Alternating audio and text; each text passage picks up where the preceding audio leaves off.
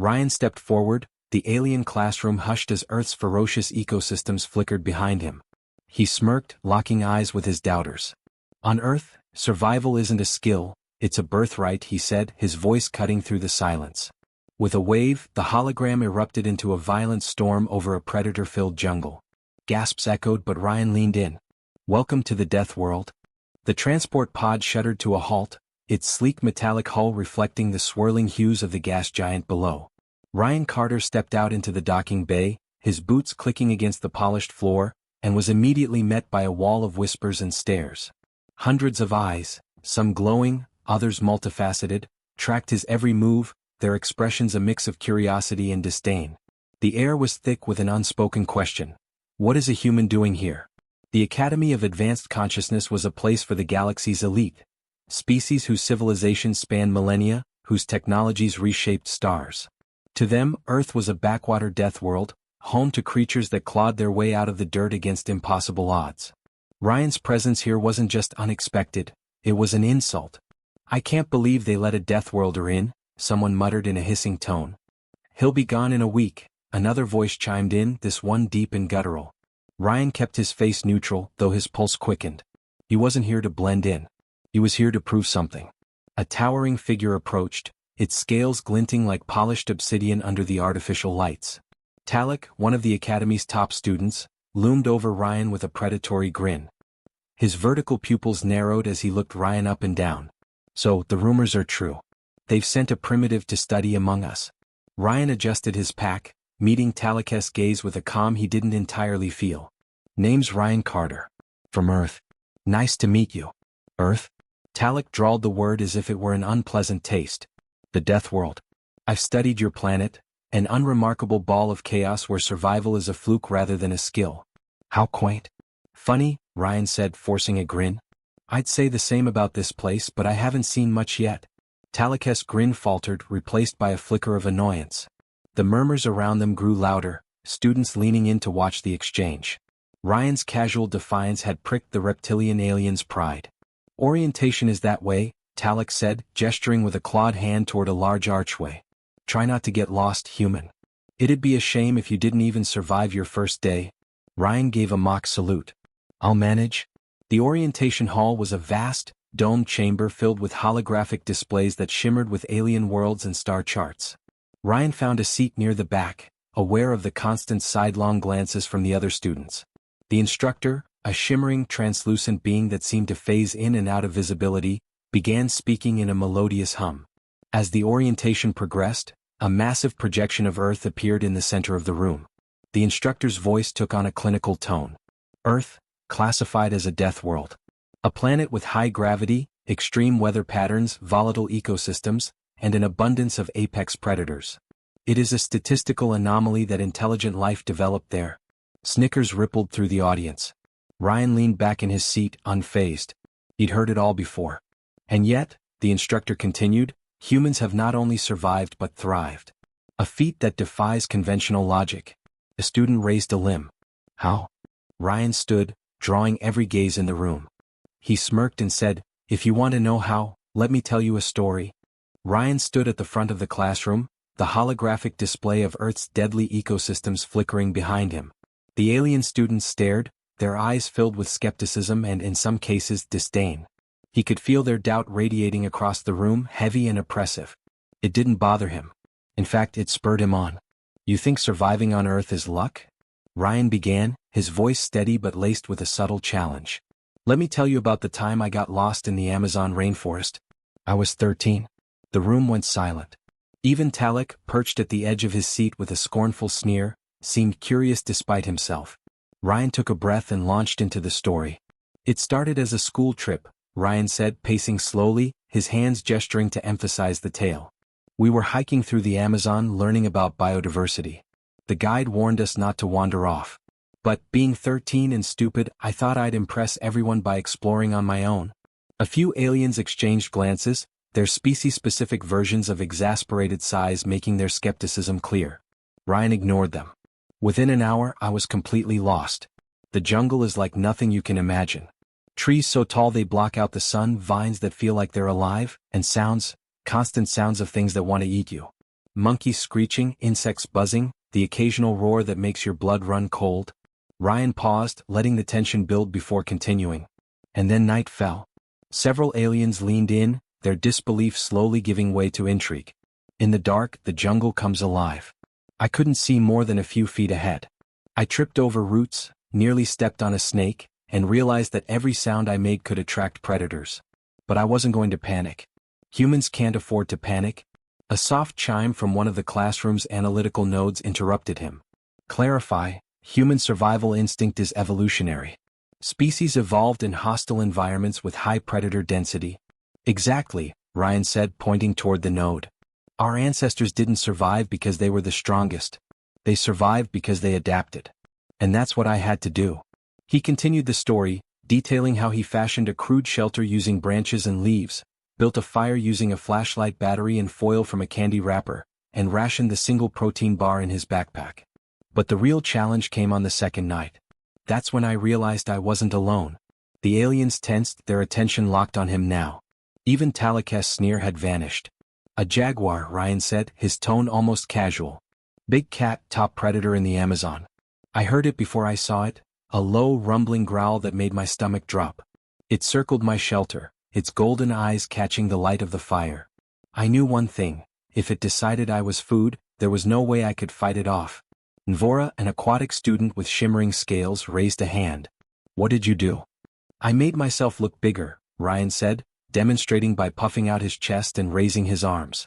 I banged sticks together, shouted, threw rocks, anything to convince it I wasn't worth the trouble. And it worked. It backed off. The classroom was silent for a long moment, save for the faint hum of the holographic projector. Finally, Talak scoffed. A cute story, human. But words prove nothing. Ryan's smirk returned. Maybe not. But I'm still here. And the jaguar isn't? The room erupted into murmurs, some skeptical, others impressed. Ryan returned to his seat, letting the weight of his story hang in the air. He didn't need their approval. He just needed them to understand, humans were more than they seemed. The simulation pod hissed as it sealed shut, engulfing Ryan in a faintly glowing cocoon of light. Outside, the alien students crowded around the control station, their expressions ranging from curious to outright dismissive. At the center of the crowd stood Talak, his scaled arms crossed and his grin sharper than ever. This is your chance, human, Talak said, his voice dripping with mockery. Show us what makes your kind so resilient. Ryan's voice crackled over the intercom, calm and measured. I hope you picked something challenging. I'd hate for this to be too easy. Talak's grin faltered, replaced by a flicker of annoyance. With a gesture, he activated the console, and the simulation roared to life. Ryan's world shifted as the pod transported his consciousness into a hyper-realistic virtual environment. He found himself standing in a dense alien forest, its sky glowing with twin suns and its air thick with humidity. Towering trees with twisting, bioluminescent vines surrounded him, their leaves emitting an eerie green light. Somewhere in the distance, a guttural roar echoed, sending shivers down his spine. Welcome to Gorath Prime, Talak's voice boomed over the simulation. A world where even the air conspires to kill you. Let's see how long a Deathworlder lasts. Ryan crouched, taking in his surroundings. The ground was soft and uneven, dotted with strange fungi that pulsed faintly with light. His instincts kicked in immediately, stay low, stay quiet, and observe. He grabbed a sturdy-looking branch from the forest floor, fashioning a crude spear by sharpening one end with a sharp-edged rock. The roar came again, closer this time. Ryan's grip tightened on his makeshift weapon. Back in the real world, the alien students watched intently as the holographic display showed Ryan navigating the simulation. Nvora leaned closer to the screen, her shimmering blue eyes narrowing in concentration. He's adapting quickly, she said almost to herself. Talak scoffed. Adaptation is meaningless without strength. Let's see how he handles this. With a flick of his clawed hand, Talak adjusted the simulation parameters. A massive predator, its body a terrifying amalgamation of scales, fur and venomous spines, materialized in the forest, stalking Ryan from the shadows. In the simulation, Ryan heard the low growl before he saw the creature. He spun around, spotting its glowing red eyes between the trees. The beast emerged, its massive form rippling with muscle and menace. Ryan's heart pounded, but his mind stayed sharp. All right, big guy, he muttered, slowly backing away. Let's see what you've got. The creature charged, its spiked tail lashing through the air. Ryan dove to the side, rolling to his feet just in time to avoid another swipe. He jabbed with his spear, landing a glancing blow on the beast's flank. It roared in fury, its spines flaring like a porcupine preparing to strike. Ryan didn't wait for it to recover. He bolted, weaving through the trees and using the terrain to his advantage. The creature gave chase, but Ryan's smaller size and agility allowed him to stay just ahead. As he ran, he scanned his surroundings, searching for anything he could use. He spotted it, a cluster of the glowing fungi. Remembering their strange pulsing light, he grabbed a handful, smeared the substance on his spear and turned to face the beast. As it charged again, he hurled the spear with all his strength. The spear struck true, piercing the creature's side. The fungi's bioluminescent substance reacted violently, erupting in a flash of light and sound that disoriented the predator. Ryan seized the moment to climb a nearby tree, disappearing into the canopy as the creature thrashed below. The simulation ended and the pod hissed open. Ryan stepped out, sweat-soaked but victorious. The room was silent, every alien's eyes fixed on him. Talek broke the silence with a dismissive laugh. A lucky win. Nothing more. Ryan smirked, locking eyes with him. Luck had nothing to do with it. As he walked away, murmurs of admiration rippled through the crowd. Ryan knew he still had a long way to go, but he'd made his point. Survival wasn't about brute strength. It was about resilience, adaptability, and grit, qualities every human carried in their blood. Ryan leaned against a railing in the observation deck, staring out at the swirling clouds of the gas giant below. The Academy's orbital station hummed softly around him, the faint vibrations almost comforting after the chaos of the simulation. He could still feel the adrenaline coursing through his veins, the echo of the alien predator's roar fresh in his mind. Yet what lingered more was the silence that followed his emergence from the simulation pod. Silence, then murmurs. And now, respect, or something close to it, from some of his classmates. The hiss of a door opening behind him broke his thoughts. He turned to see Nvora approaching, her lithe aquatic form shimmering faintly under the station's soft lighting. Her large, reflective eyes regarded him with a mix of curiosity and something that might have been admiration. "That was impressive," she said, her voice melodic, like waves lapping against the shore. "Most of us wouldn't have thought to use the environment the way you did." Ryan shrugged, offering a small smile. "On Earth you don't really have a choice. You use what's around you or you don't make it." She tilted her head, her crest shifting color slightly. "I've studied Earth. I know the statistics, the hostile ecosystems, the extreme predators. But hearing about it and seeing someone survive it are different. You should visit sometime," Ryan joked. "We've got great beaches." Nvora laughed softly, the sound like a bubbling stream. "Perhaps one day. If I survive Talek's next scheme, that is." Ryan's smile faded. What's he up to now? The answer came sooner than he'd expected. The next day, the students gathered in the central arena, a vast, circular space used for live training exercises. Talek stood in the center, his imposing form commanding attention. "Fellow students," Talek began, spreading his arms theatrically, "yesterday we witnessed a performance by our human guest. But simulations only prove so much. Real survival is a different matter entirely." Ryan crossed his arms, narrowing his eyes. He could see where this was going. "I propose a real-world challenge," Talek continued, his tone smug. "An uncharted moon in the Sargon system has been selected for its hostile environment. Perfect for testing the mettle of our so-called Deathworlder." The crowd murmured, some excited, others uneasy. Nvora stepped closer to Ryan. "He's trying to discredit you," she whispered. "The Sargon system moons are infamous for their erratic ecosystems." Ryan smirked. "Then I guess I'll feel right at home." Within hours, the transport shuttle descended toward the moon's surface. Ryan stood at the airlock, dressed in a lightweight survival suit tailored to his specifications. Behind him, Talek and a few of the more skeptical students watched through the shuttle's viewport. "Remember, human," Talek said over the comms, his voice filled with mock concern. "This isn't a simulation. You can't just reset if things go wrong." Ryan glanced back, his expression calm. "Good. Simulations are boring." The airlock opened and Ryan stepped out onto the alien moon. The landscape was stark and beautiful, craggy cliffs of obsidian-like rock, glowing pools of liquid that hissed with vapor, and a sky streaked with 3 small, pale moons. The air was thin but breathable, the scent metallic and sharp. Ryan activated his suit scanner and began to assess his surroundings.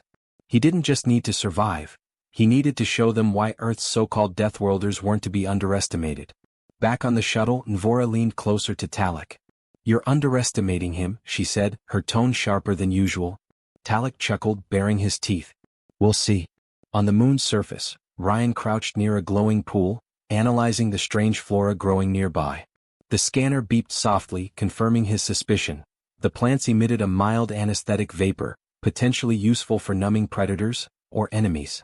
Ryan smirked as he pocketed a sample. "Let's see what this Deathworlder can do." The twin suns dipped low over the jagged horizon of the alien moon, painting the landscape in hues of blood red and deep gold. Ryan crouched in the shadow of a rocky outcrop, his gaze fixed on a predator stalking in the distance. Its sleek, sinewy form moved like liquid shadow, its barbed tail swaying with lethal intent. He'd been tracking it for hours, using its movements to understand the ecosystem and its weaknesses. From the shuttle above, the alien students watched with rapt attention. The holographic display projected Ryan's every move, his actions dissected and analyzed by the Academy's observational AI.